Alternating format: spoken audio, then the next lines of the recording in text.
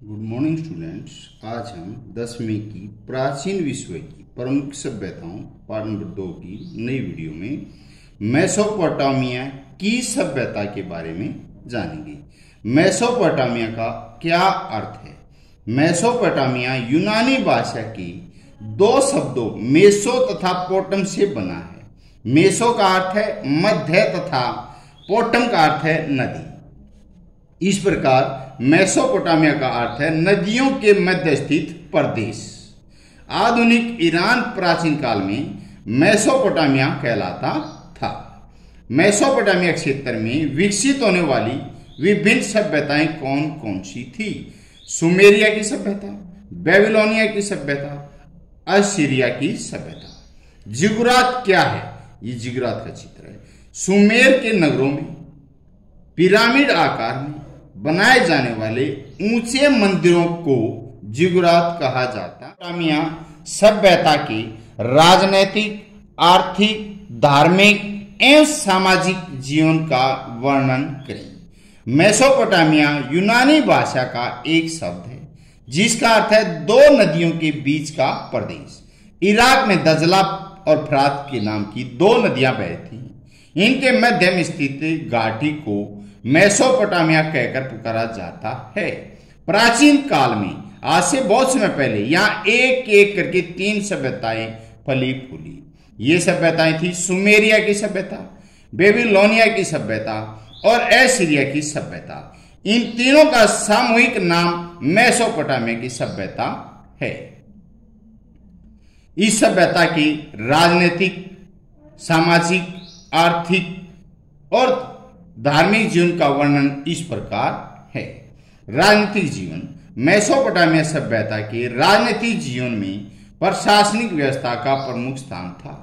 शासक निरंकुश होते थे तथा साम्राज्य पर उनका पूर्ण नियंत्रण होता था। आरंभ में ये यहाँ प्रजातांत्रिक व्यवस्था भी थी, परंतु बाद में यहाँ राजतंत्र, राजा का शासन स्थापित हो गया। राजा दैवीय अनेक शक्तियों से सिद्धांतों विश्वास रखते थे।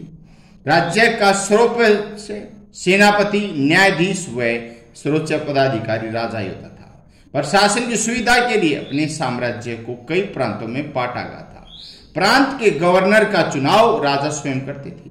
गवर्नर अपने प्रांत में कर या टैक्स इकट्ठा करने, शांति बनाए रखने, युद्ध के समय राजा को सहायता देने के लिए कार्य करते थे। आर्थिक जीवन। मेसोपोटामिया के लोगों का आर्थिक जीवन भी काफी उन्नत था।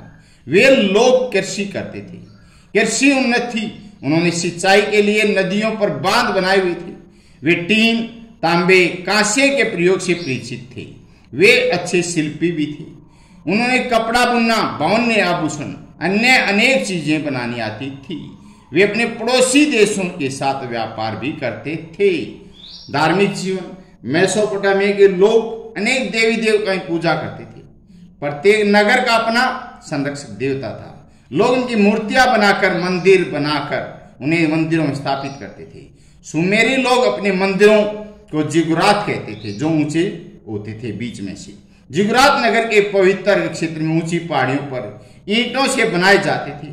उनके प्रमुख देवता समक्ष सूर्य, सिन, चंद्रमा, समस यानी सूर्य, सिन, चंद्रमा, अनु आकाश देव, एकलिल वायुदेव आदि थे। उनके देवताओं की संख्या हजारों में थी।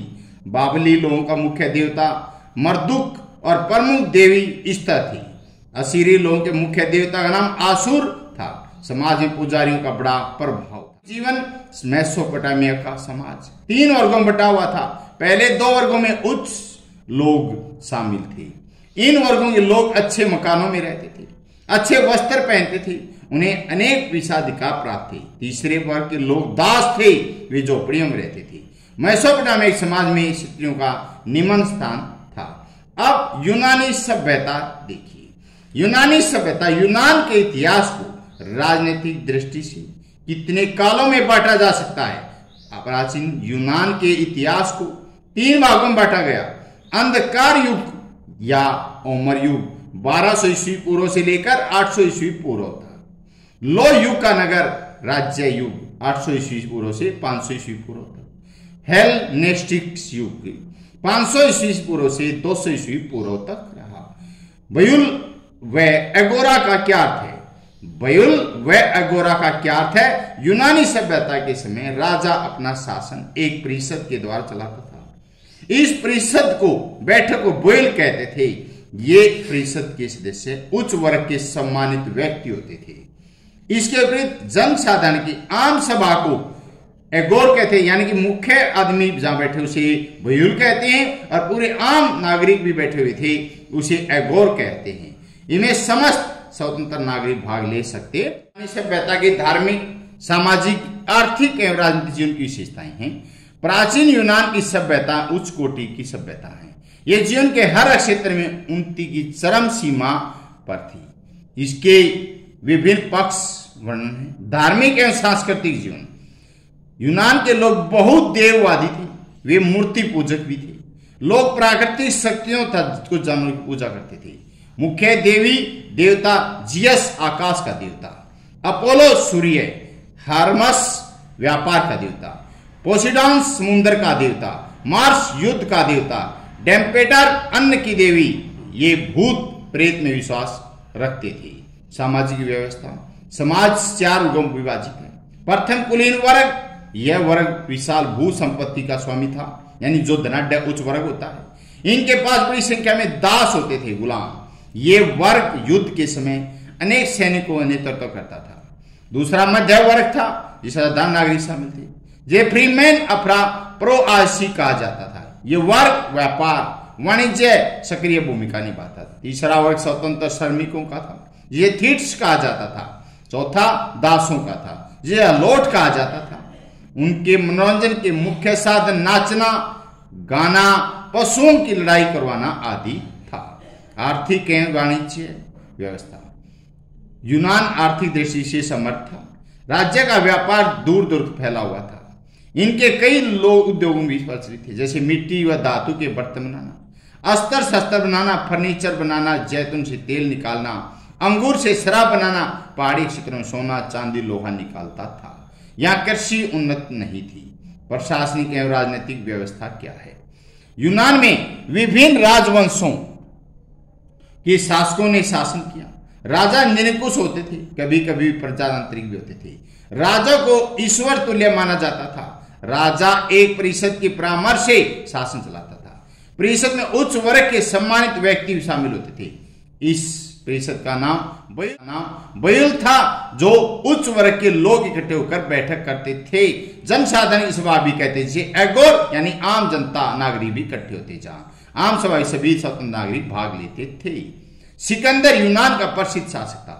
उसका शासनकाल विश्व इतिहास में हेलेनिस्टिक युग के नाम से जाना जाता है। सिकंदर 336 ईस्वी पूर्व में अपने पिता फिलिप का वध करके मकदूनिया मैसिडोनिया का शासक बना था। उसने यूनान में विद्रोह को कुचला, पूरे यूनान पर अपना अधिकार कर लिया। यूनान में उस समय लगभग 150 नगर राज्य थे। प्रत्येक राज्य में 3 प्रकार के नागरिक होते थे: स्वतंत्र नागरिक, विदेशी नागरिक, दास। स्वतंत्र नागरिक को मौलिक अधिकार प्राप्त थे। एक्सलोसिया नामक एक जनसभा भी थी, जिसका चुनाव नागरिक करते